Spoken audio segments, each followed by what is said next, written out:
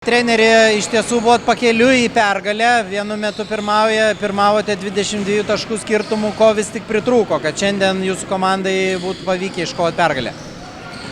Sveikinam priešininkus, aišku, bet pritrūko drausmės, sakyčiau, žaidiminės drausmės, kai laiminėjom tiek taškų, po vieną pradėjom žaisti ir jie pajuto bangą ir prisivijo ir tada jau taškas į tašką, paskutinis metimas nulėmė rungtynės. Tai tiek.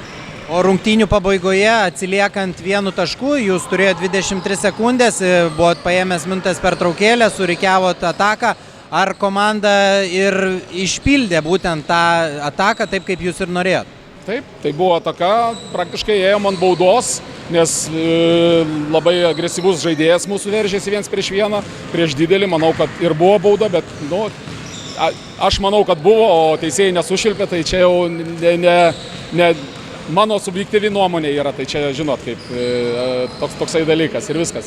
Jeigu nesušilpė, reiškia nebuvo. Tai tiek.